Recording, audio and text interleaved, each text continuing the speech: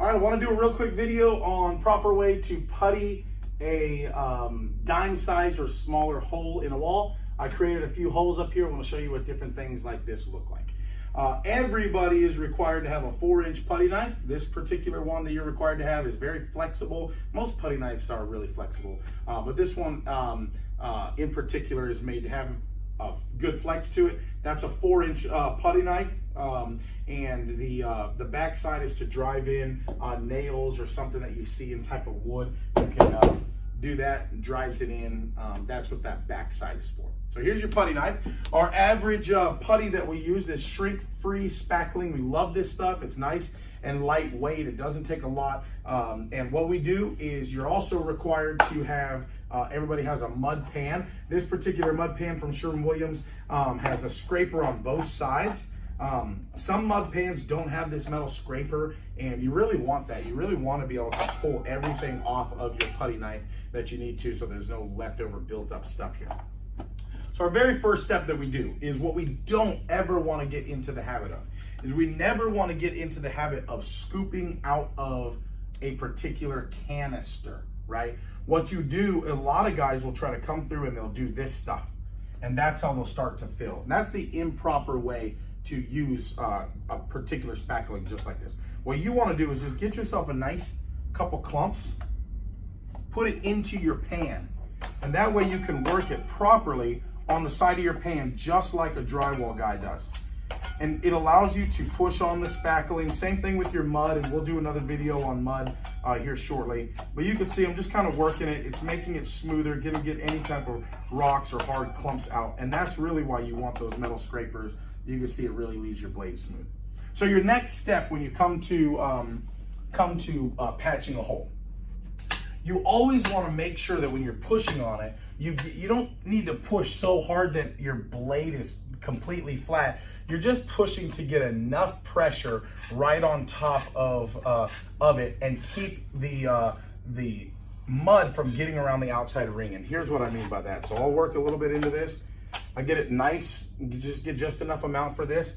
I'll apply, I'll pull down, then I'll scrape off excess. So that gives me my first application. You never leave it like that.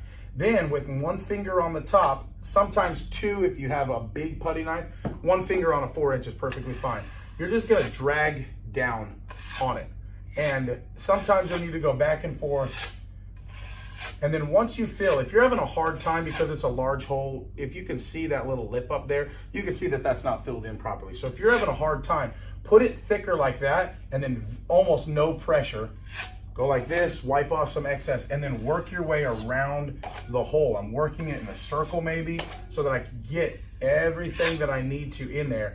And then you can go like this, and now that thing is ready to be sanded. I left hard lines on it so that I know for sure that I need to sand that particular hole. If you push too hard, just like we did with our putting, if you push too hard, you're gonna leave openings like that. So just get enough on there, very light type of pushing. You can leave it just like that, and now you know that you can come through here and you can scuff sand that to where it's smooth. Then we move on to the next spot, same exact thing. So if I want to take off the stuff on this side, but not on this side, I'm just going to push a little pressure on this side of the blade. So what I'll do, because I got some heavy build up here, but not here, is I'll push on this side, and you can see how it allows me to take it off that side. And then if I want a little bit over here, I'll push on this side of the blade. And what it's doing is it's allowing that blade, this side of the blade, to flow free, and this side of the blade to get all the pressure. So it's a simple way to do it. I'm gonna add a little bit more there because I pushed it in too hard. Once again, I'm pushing over here because my heavy stuff is here. Applying there. Now I know I'm not gonna leave that line like that, but that'll sand off very, very easily. Now, obviously the thick holes, that's easy. We know that we're supposed to be doing these. You're gonna be doing anything dime size and smaller. Right, you should be able to. Very rarely do you see a lot of these in the house. No pressure on that final follow through. Very, very easy. Next one, these lighter ones, those little ones like that, they're a whole lot easier. What you really want to look for is you want to look for dings like this. That's not an actual hole. That's just an imprint in the drywall that needs to be fixed. So those are actually the easiest, because all you do is you just come through and just push on them. They're flat, bada boom, bada bing. But you'll notice those in different little spots. Just get a little bit of mud, finger right in the center, apply, scrape off, drag back through. That thing is filled. Same thing with this. And you're literally just gonna go through and fill in those particular things in a wall. You're gonna wanna make sure you do that, okay? Now we come across areas where we might have missed with the pole sand. You see raised areas here, you see raised areas here, a little booger right there. What you wanna do is, it's a rough surface. We don't leave that in a smooth wall, so just knock it down with your blade. You just hit it off there. You got a drop cloth underneath you, so you don't have to worry about the trash getting anywhere. Got a little spot there, and you just fill it. Boom, you're done. You come up here, you got a little spot here. You scrape off that little spot. Make it as flat as possible. A little bit of mud. It's gonna level out those sides. Boom, once you paint that, you're not even gonna see that. So that's really what you're looking for, is those little tiny dings. Now, this is a good example here. This is an anchor hole that is no longer there, but the edges are raised still. The easiest way to get these edges down is with the backside of your mud knife. So you just go up to it, hit it a few times.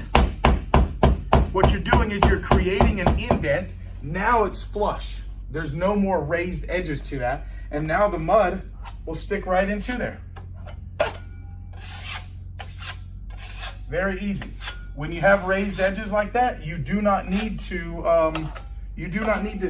cut them down or to even scrape them off. If they're raised around a hole, just like a drywaller does, they'll use the backside of their mud knife, they'll pound it in to create a nice flush hole that they can fill very, very easily. Got some type of trash here, little type of boogers here. Most of that stuff will get solved when you're doing a pole sanding. But that's how you're gonna fill in holes properly. Don't be afraid. What you don't want to do is you don't want to not have enough in the hole. If you don't have enough in the hole, then you're gonna have to come back later and patch it again.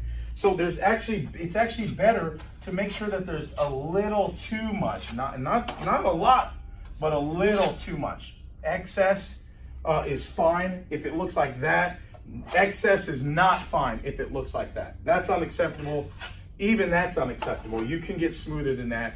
You can get something right around here or right around like that. That's gonna sand off very, very easily. Don't leave a lot of excess.